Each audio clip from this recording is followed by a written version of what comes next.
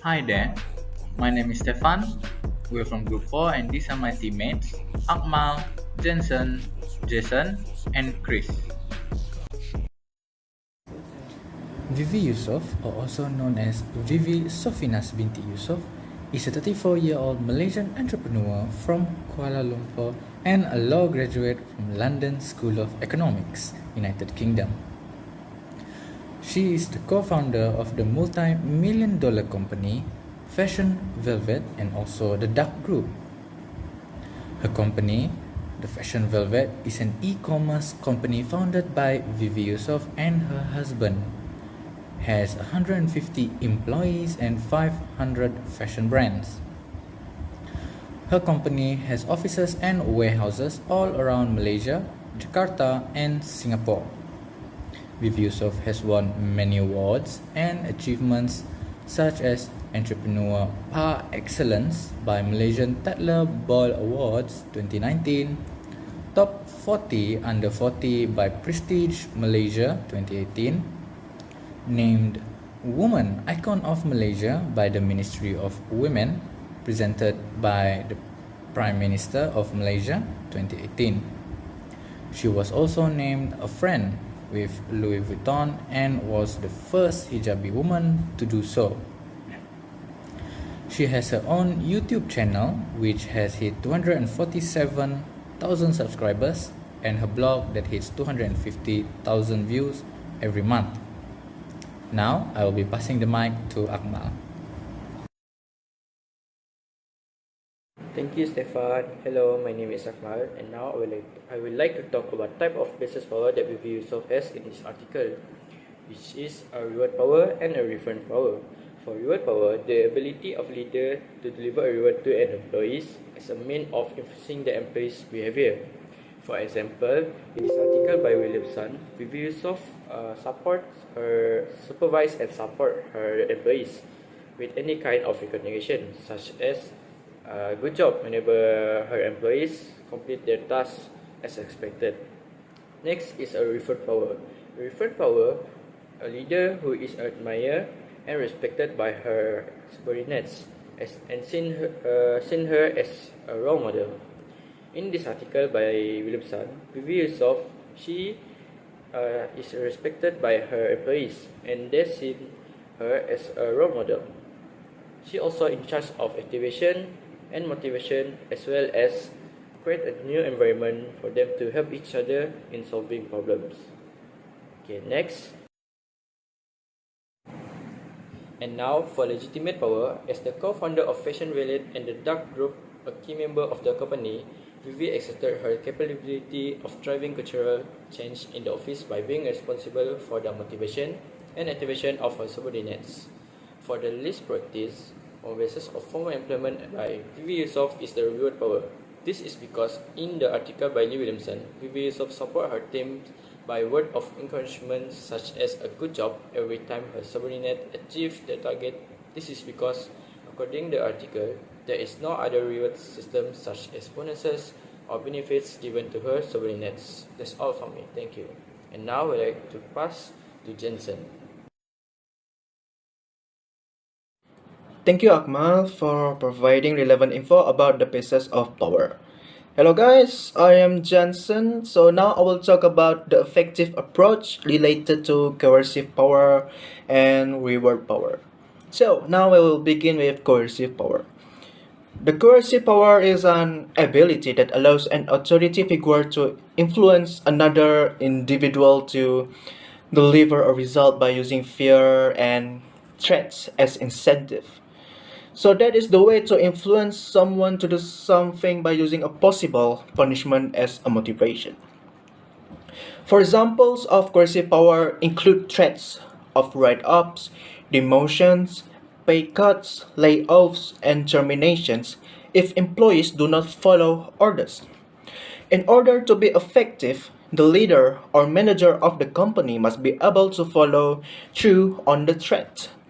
But if failure to comply does not result in punishment, the threat of punishment will be meaningless and even counterproductive because employees may cease to respect the legitimacy of the manager's authority. Next, I will add some info about reward power. Reward power is the power of a manager to give some type of reward to an employee as a means to influence the employee to perform. So the rewards can be a tangible and intangible. So the key between a tangible reward and intangible reward is that tangible rewards are physical things, while for intangible rewards are not. So the examples of tangible rewards include monetary awards, wage or salary increases, bonuses, certificates, and gifts. So, while for the intangible rewards can also be effective, for examples of intangible rewards are including praise, positive feedback from the manager, recognition, and even a well-timed wish thank you to the employees. So that's all from my part. Now I will pass this mic to Jason for more info. Giving us that input on coercive power and reward power. Now I will continue on with legitimate power. Now, legitimate power is a power that comes from formal position that you have in an organization's chain of authority. Now, for example, because of his position in the organization, the president of a corporation has specific powers. Now, like most powers, legitimate power is founded on perception and reality. It is founded on the fact that a person occupies a specific position within an organization. Now, the advantage of legitimate power is a clear hierarchy that allows everyone in the company to understand who has power over whom. Now, besides that, legitimate power is bolstered by rules and, in some cases, laws. Now, for example, a president will have the legal authority to order his or her military to fulfill a duty. If a subordinate does not carry out their boss's intentions, they may suffer disciplinary action in the workplace. Now, legitimate power doesn't really necessarily lead to successful organizations. For example, someone may be placed in a position of power but lack the necessary ability or experience to support the position. This might lead to discontent and frustration among their co-workers. Now, legitimate power can be abused in a number of ways, including when someone in a position of legitimate power attempts to wield it over someone whom they do not have formal authority. Now, in our opinion, legitimate power seems like to be the most effective and rational approach in order to lead an organization. This is because legitimate power involves a hierarchy that fulfills each role that an organization or company needs. Every branch and every people within that hierarchy have their own responsibilities to fulfill them. Now, legitimate power is a mix between coercion and rewarding power due to the fact that the leader or manager or the organization itself has to reward those who complete and excel their responsibilities and punish those who rebel and continuously fail in completing their tasks.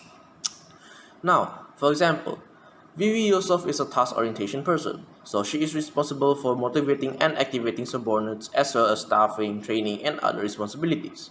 She appreciates her subordinate with any kind of appreciation as basic as just saying good job to their subordinates when they complete their responsibilities. Why does rational persuasion is the most frequently utilized in influence tactic? But firstly, let me briefly explain to you what rational persuasion is. Rational persuasion is exactly what it sounds like.